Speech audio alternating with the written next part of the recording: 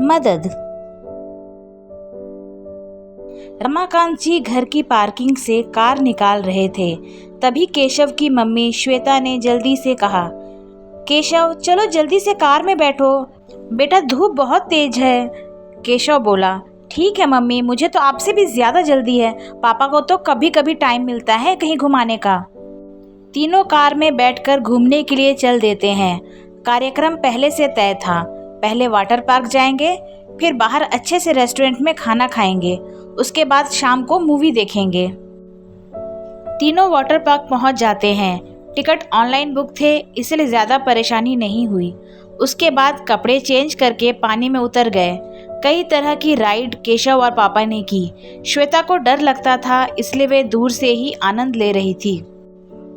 उसके बाद तीनों पानी के बड़े से मैदान में आ गए, जहां ऊपर से बारिश की तरह पानी गिराया जा रहा था। तेज म्यूजिक बज रहा था, सब डांस कर रहे थे। तीनों घंटों भीगते रहे। श्वेता ने कहा, अब हमें चलना चाहिए, केशव बहुत देर से भीग रहा है, कहीं जुकाम ना हो जाए। रमाकांत जी बोले, हाँ बेटा, तुम्हारी मम्मी ठीक कह रही है, जल्दी चलो। तीनों चेंजिंग रूम में कपड़े चेंज करके बाहर आ जाते हैं। तब तक दोपहर के 3 बज चुके थे। बहुत भूख लग रही थी। वे जल्दी से कार की ओर बढ़ जाते हैं। कार में बैठकर रेस्टोरेंट की ओर चल देते हैं। रास्ते में कार एक जगह जाम में फंस जाती है। कार की विंडो से केशव बाहर की ओर देख रहा था। वहाँ उसे कुछ बच्चे सड़क के किनारे बैठे दिखाई दिए, शायद भीख मांग रहे थे। केशव ने ध्यान से देखा तो पता चला पास ही में एक बर्गर चाट बेचने वाला ठेला लगाए खड़ा था। केशव ध्यान से उन बच्चों को देख रहा था।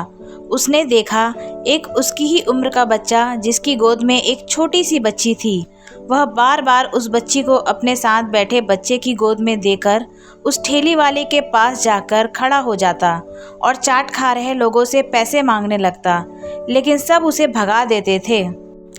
गर्मी में धूप में नंगे पैर वह तपती हुई ज़मीन पर एक पैर ऊपर करता, फिर दूसरा पैर ऊपर करता। इस तरह पैर बदल बदल कर पैरों को जलने से बचा रहा था। कुछ देर बाद वह वापस आता, उस बच्ची को वापस गोद में लेता, शायद वो उसकी बहन थी। फिर उसे बहलाता, लेकिन बच्ची रो रो कर मचल रही थी। किसी तरह उसे शांत करके वह फिर से वहीं जाकर खड़ा हो जाता। केशव को उस लड़के पर बहुत तरस आ रहा था। वह उसकी मदद करना चाहता था, लेकिन उसकी मम्मी श्वेता गरीबों से नफरत करती थी।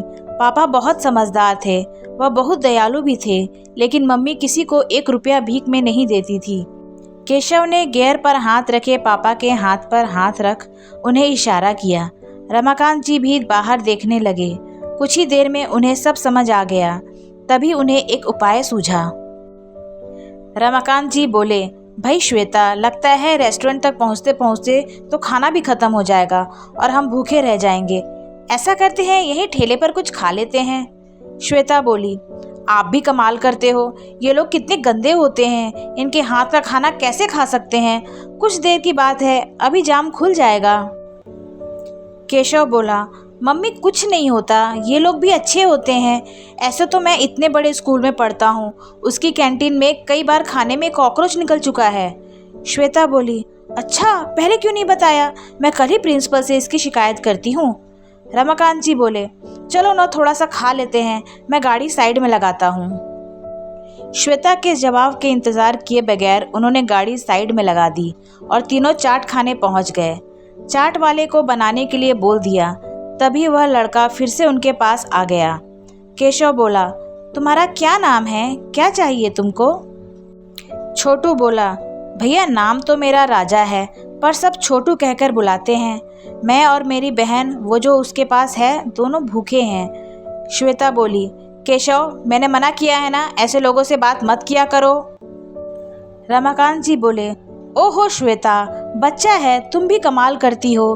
भैया इसके लिए भी एक चाट का पत्ता लगा दो, लेकिन तुम्हारी बहन तो बहुत छोटी है, वह यह सब नहीं खा पाएगी। छोटू बोला, साहब चाट रहने दीजिए, कुछ पैसे दे दीजिए, उसके लिए दूध ले लूँगा, बोतल मेरे पास है। रमाकांत जी बोले, लेकिन यहाँ तो कोई दुकान नहीं है। छोटू बोला, साहब वो सड़क के उस पार सामने की गली में है। रमाकांत जी ने उसे 20 रुपये दिए। वो 20 रुपए लेकर उस बच्चे के पास गया जिसने उसकी बहन को गोद में ले रखा था। उससे बोतल लेकर तेजी से सड़क पार करने लगा। बिना अपनी जान की परवाह किए वह दूसरी ओर पहुंच गया। वहां एक चाय वाला चाय बना रहा था। उससे 10 रुपए का दूध बोतल में डलवा लिया। फिर बोतल को हिलाता हुआ जिससे चीनी मिल जाए वह अपनी बहन के पास आया और उसे अपनी गोद में लेकर दूध पिलाने लगा। इधर चाट भी बनकर तैयार थी। रमाकांत जी, श्वेता और केशव तीनों चाट खा रहे थे।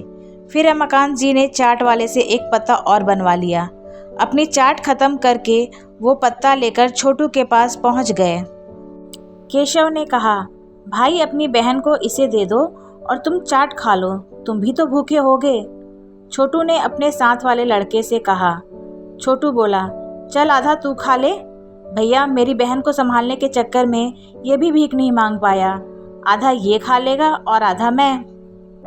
रमाकांत जी बोले, बहुत नेक विचार है तुम्हारे, ये पूरा इसे दे दो, मैं तुम्हारे लिए दूसरा पत्ता बनवाता हूँ। श्वेता दूर चाट वाले के पास खड़ी चाट खाते हुए दोनों को गुस्से से देख रही थी। रमाकांत जी एक और चाट का पत्ता बनवा लाए। रमाकांत जी ने कहा, ला अपनी बहन को मुझे दे, इसे हम संभालते हैं, तू भी खा ले। केशव और रमाकांत जी उसकी बहन को दूध पिलाने लगे। चाट खाकर छोटू बोला, साहब आप बहुत अच्छे हैं, आपने मुझे 20 रुपए दिए, इससे तो शाम के दूध का भी इंतजाम हो जाएगा, आपका बहुत शुक्रिया। केशव बोला, लेकिन छोटू कल क्या होगा? छोटू ने बोला, भैया भगवान ने जैसे आज आपको भेज दिया वैसे ही कल किसी और को भेज देंगे। छोटू की बात सुनकर केशव गहरी सोच में डूब गया। उसे उनके कल की चिंता सता रही थी। रमाकांत जी ये सब देखकर बोले, तुम्हारा कोई नहीं है, माता पिता कहाँ है तुम्हारे? छोटू बोला, साहब अभी तो कोई नहीं है, मेरे पिता हमें छोड़कर चले गए, 1 साल पहले माँ मर गई। केशव बोला, पापा आज की पार्टी कैंसिल करके हम इनकी मदद कर सकते हैं क्या? रमाकांत जी को अपने बेटे पर बहुत गर्व महसूस हो रहा था। तभी वहाँ श्वेता आ गई। रमाकांत जी ने उसे सारी बात बताई। पहले तो वह नहीं मानी, लेकिन पति और बेटी की जिद के आगे उसे झुकना पड़ा। रमाकांत जी दोनों बच्चों और उस छोटी बच्ची को कार में बिठाकर मार्केट पहुंच गए। वहां उन्हें नए कपड़े दिलवाए, चप्पलें दिलवाई। तभी उन्हें कुछ याद आया। उन्होंने अपने एक मित्र को फ़ोन किया। उससे बात करने के बाद उन्होंने बहुत खुशी जताते हुए कहा। रमाकांत जी ने कहा, बेटा मैंने इनके रहने खाने का इंतज़ाम एक NGO में कर दिया है, वो इनका बहुत ख्याल रखेंगे, इन्हें पढ़ाएंगे। केशव बोला, लेकिन वहाँ तो बहुत खर्चा लगेगा। रमाकांत जी बोले, नहीं बेटा, वे सरकार से मदद लेते हैं, फिर कुछ लोग दान भी कर जाते हैं। अभी वे लोग आ रहे हैं इन्हें लेने, और कल मेरे साथ चलना, हम भी 10,000 रुपये उनके कार्यालय में जमा करा देंगे। श्वेता ने कहा, इसकी क्या ज़रूरत है, फालतू पैसा लुटा रहे हो।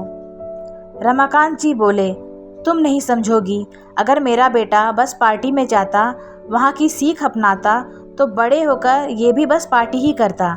आज इसने पार्टी के पैसे एक नेक जगह खर्च करवाए, किसी की मदद की, इससे बड़ी खुशी नहीं हो सकती। कुछ ही देर में गाड़ी आ गई। रमाकांत जी ने कहा, बेटा चिंता मत करना, वहाँ तुम बहुत अच्छे से रहोगे, हम तुमसे मिलने आते रहेंगे। यह देखकर छोटू की आंखों से आंसू बह रहे थे। उसने रमाकांत जी के पैर छू लिए। छोटू बोला, साहब आप भगवान हो, मेरी बहन की ज़िंदगी आपने बचा ली, यह दिन पर दिन कमज़ोर होती जा रही थी। रमाकांत जी ने कहा, मैंने सब इंतज़ाम कर दिया है, वहाँ तुम्हारा पूरा चेकअप होगा, पौष्टिक खाना और दूध मिलेगा। तीनों गाड़ी में बैठकर चले गए। श्वेता ने कहा, मुझे माफ़ कर दो, मैं गरीबों से नफ़रत करती थी, लेकिन मेरे बेटे और आपने मेरी आंखें खोल दी। आज से मैं भी सबकी मदद के लिए तैयार रहूँगी।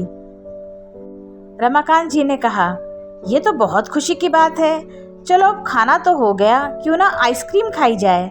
यह सुनकर तीनों हंसने लगे। ऐसे ही और मनोरंजक कहानियाँ सुनने के लिए कृपया हमारे चैनल को सब्सक्राइब करें, और अगर कहानी अच्छी लगे तो लाइक करें, दोस्तों और परिवार के साथ शेयर करें, और अपने सुझाव हमें कमेंट करें। धन्यवाद।